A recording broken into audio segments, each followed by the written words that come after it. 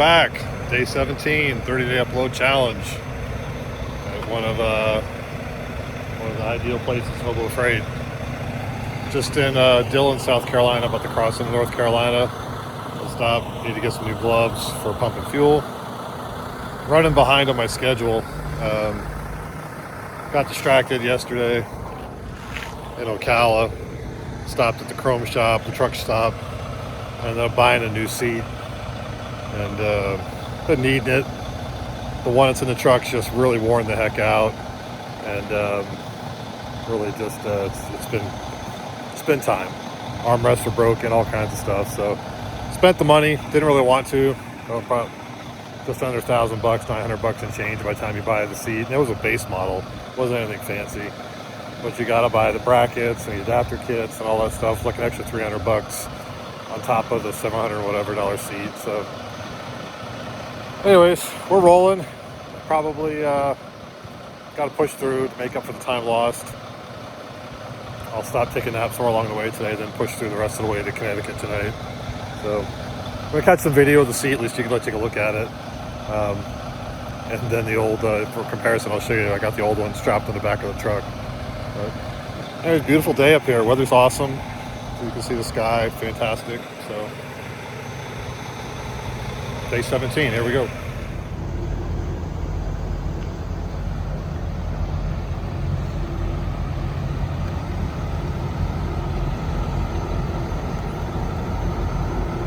My old seat strapped on the back of the truck. I gotta grab some junk off of it before I cut it loose. Need to get the bellows off the bottom here. And then I realized my fire extinguisher mount is on the side, so I gotta get that off the truck. Served its purpose well, but it's done. So this is a Redline Core model. It's probably their base model seat. Glad I got it because I don't have a lot of room in the truck to fit this in. This armrest actually gets really close to the door when you close it, but the seat base tilts back, which is something the stock seat didn't do, which actually makes it a little more comfortable for me. I'm a little bigger guy, taller, so got a lot more shoulder support with this one as well. Obviously, it's an air suspension seat. The difficult part was the install was adapting this bracket for the Volvo I-Shift that mounts on the side of the seat. That's how you shift the truck.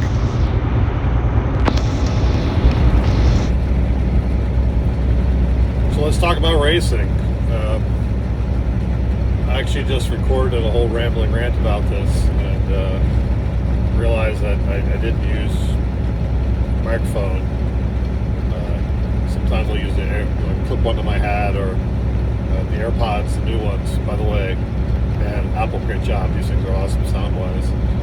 And they help cut back on the peripheral fluff noise around. So anyways, I recorded a pretty lengthy ramble, and I went to go play it back and realized how bad the sound is without him in the truck. There's a lot of rattles, creaks, squeaks, wind noise. It's just the nature of a semi-truck. But anyway, so let's chat about racing for a minute. It's Sunday for me. It's about 4 o'clock. I've been listening to the Talladega race, NASCAR.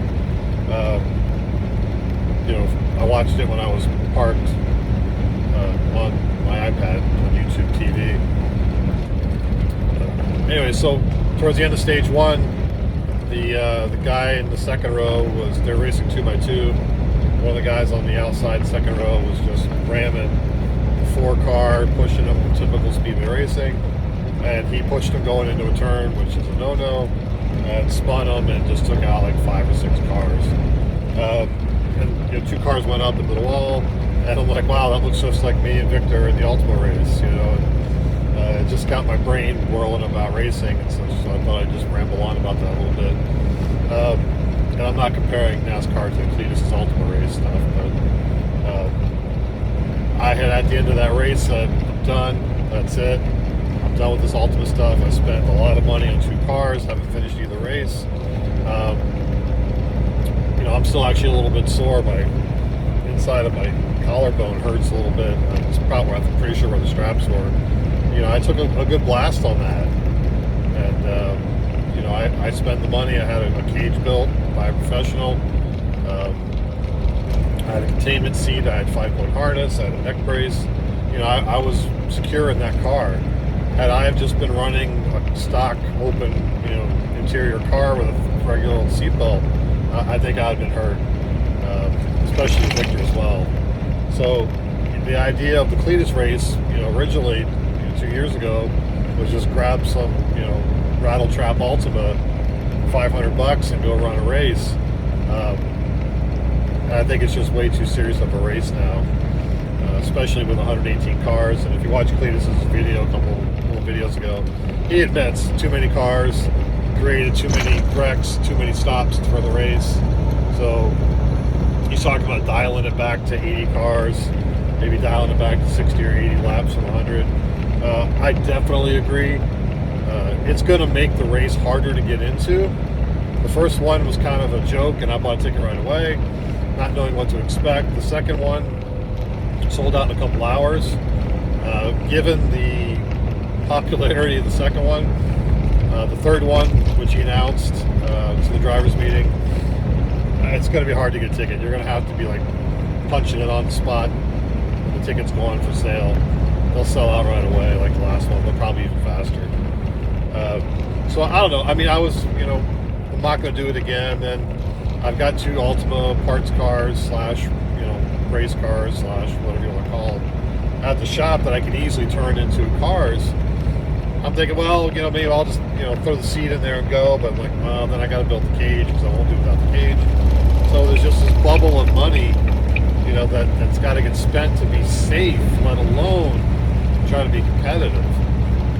And I just don't know if that's just a wise avenue. And I'm thinking about this solely from the fact that I've got an 11-year-old stepson who thinks that that's the most incredible thing ever. He thinks I am, Richard Petty, Dale Earnhardt, just because I'm even in the race. And he had some interest as we were pulling into the Freedom Factory.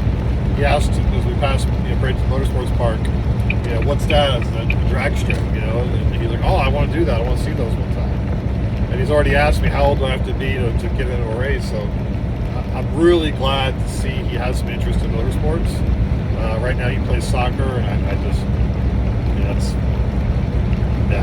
that's another day for another topic. But super glad to see he's excited about motorsports. So I want to fan those flames. I want to do stuff with him. My dad used to do stuff with me when I was probably about that same age. We go to the local drag strip in Orlando. We'd go to some Daytona races. So, when I was growing up, 16, 17 years old, I got my first car. My buddies and I would go to the drag strip in Orlando on Friday. We didn't have any money or very limited funds, so we would send one guy in, but 3 or 4 guys, crawl through the woods behind the track, snuck into the track to get in without paying the money, allegedly. But we would go there and hang out and watch racing, and then run my own car. Not competitive, but it was just test and tune stuff. But man, we had a blast doing that stuff. And I think kind of in the Cleetus spectrum of things, the way he's been able to inspire a generation that loves video games to blow up grassroots racing. It's incredible. I think the Street Outlaws TV show has helped that to some level. But I think Cleetus is a tangible guy. The Street Outlaw guys, they're spending crazy money because they got TV money to run those cars. But, he's kind of ignited the grassroots, run what you brung racing to some degree. You don't have to have buckets of money to run race cars in the drag strip. I used to always read Hot Rod Magazine, if you know David Freiberger or some of his stuff, how to build a low buck car. I remember reading articles as I was in my 20s, I guess, maybe, I don't know. They built a low buck Nova, and for less than 10 grand, you build a 10-second car. So I think that's still ignited it to this day. YouTube has definitely spurred on drag racing to some level beyond Cleetus. He thinks started it at the most part, but you've got that Boosted Boys dude. I think his name's Kyle. When he first started, I was watching him. Straight up Harbor Freight, bag of crap Civic, and eBay Turbo. Running those things. building them with no money. And his channel blew up on a side note, but just showed that you can do this stuff competitively and have fun, and not for a lot of money. One dude that I've watched for years, who is the king of making something out of nothing, is I think it's Snydertron 2000, Snydertron something or other. That dude is the YouTube grinder. He has not gotten the success that he deserves. He started building stuff in his dad's home mechanic garage, cheap eBay turbo stuff, taught himself how to weld. That guy from nothing taught himself and learned how to wire LS swaps, and just buying rusty buckets up in Michigan and making something out of nothing. That guy's channel deserves more than what it gets. He's grinding. He's been full-time YouTube, I think, for a long time, and he hasn't gotten the blow-up success I think he deserves, because he's rough around the edges. He'll curse drop an F-bomb, I think, here and there. His dad, hilarious. He's the consummate grumpy old man, smoking cigarettes. But they have this cool dynamic, father and son, that they race together. It's their hobby. So I look at my stepson in that same aspect of I want to involve him in some of this stuff, and the Cleetus race stuff is fun, but I got to look after myself a little bit. My business, I'm the primary revenue generator of the company. If I get hurt, I'm in trouble. It's not a good sign. It's not a good thing. So I think doing some drag and drive stuff. If I look at the money it takes to put together an Ultima car, I need the Camaro's done. It's fast. It's 540 horsepower to the wheels. I don't understand the classes in drag and drive yet. I got to figure out where I would fall into that. Again, not looking to win, just want to be competitive and finish in the beginning, learn it, understand it. So, buying some drag radials and some skinnies for the front of the Camaro, that's going to probably knock me back $5,000, $4,000. Throw together a drag and drive trailer, equal money with the Ultima stuff at the end of the day, and I can get multiple uses out of it, so that money will recycle. So it's not just thrown away at the end of these races again. So, and then do Hot Rod Power Tour. I've always wanted to do Hot Rod Power Tour. I've built cars for it, I've bought cars for it, and every single time my schedule just does not work out, or it's just too far. The route they're taking doesn't benefit me. I can't take that much time. But I am going to force the time this year, now that I have the car. Just want to do that kind of stuff. I think the kid will really get exposed to that and enjoy it. If I can kind of foster that interest on his part, that's a good thing. And again, that kind of comes full circle with what YouTube is doing. It's inspiring a generation that doesn't understand motorsports. They have these generic, bland cars their parents drive, and they're not exposed to something cool. I learned to work on cars when I was 16 years old. My father, at that time, owned a bunch of bars, and he gave some Barfly regular a $500 bar tab for his 71 Buick Regal 2-door, and that was my first car. And I got that car, Craftsman socket set, and a Chilton's manual. If you know Chilton's who you are, shout out.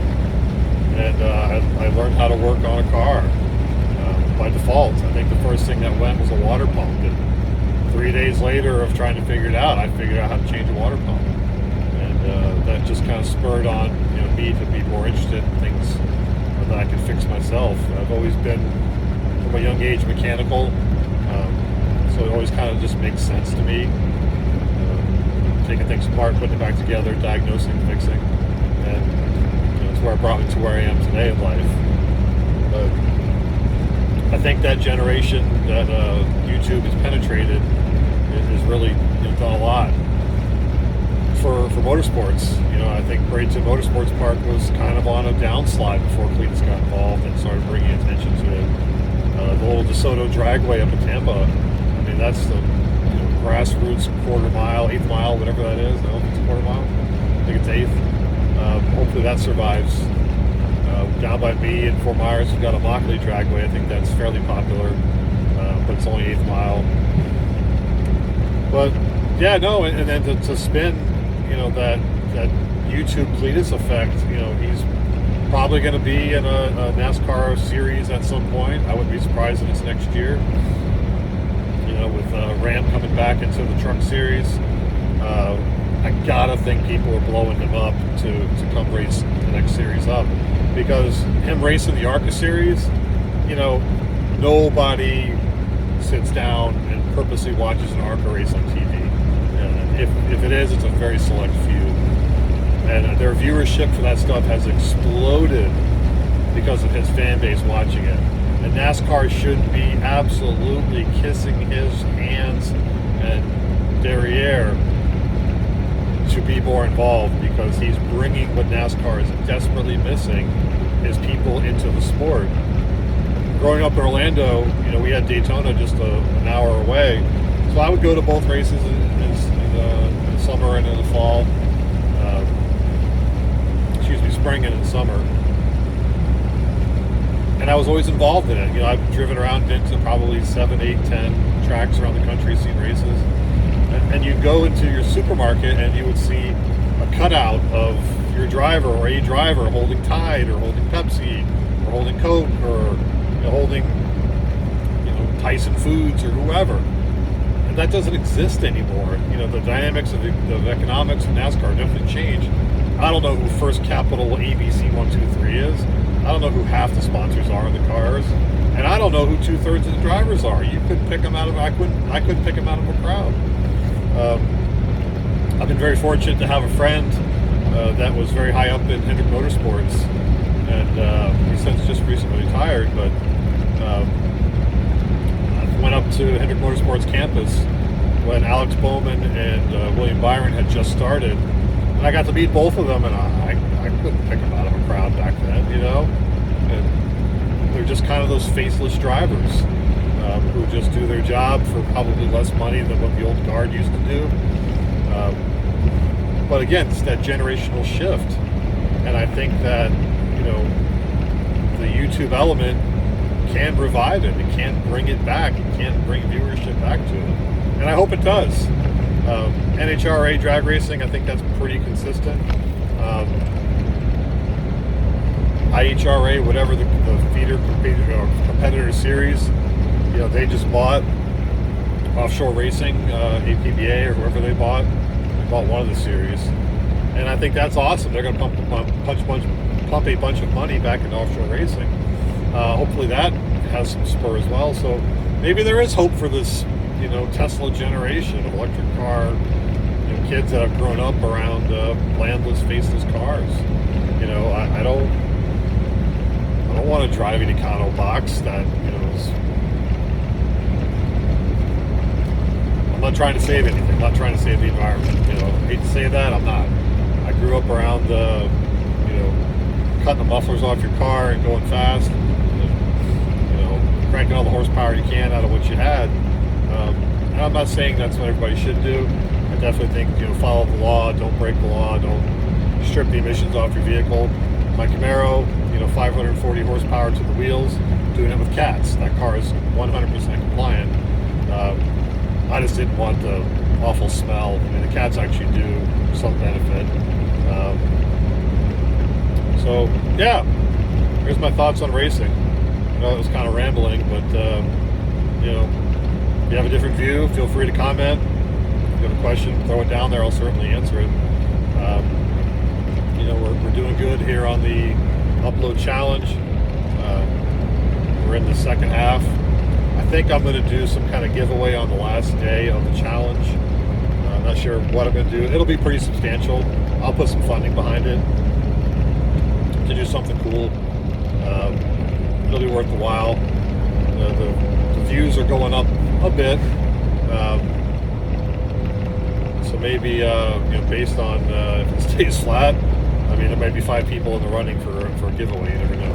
So, anyways, if you hung on this far, I appreciate it. This is, I know, a little bit rambling, but I've got a few days in the truck, so just trying to keep the challenge going, have some content.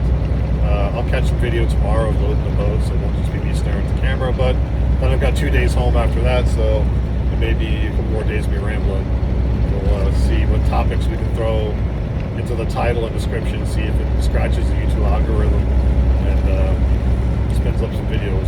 So appreciate you guys. We're gonna call it a wrap here, and see you tomorrow in the next one. Appreciate it.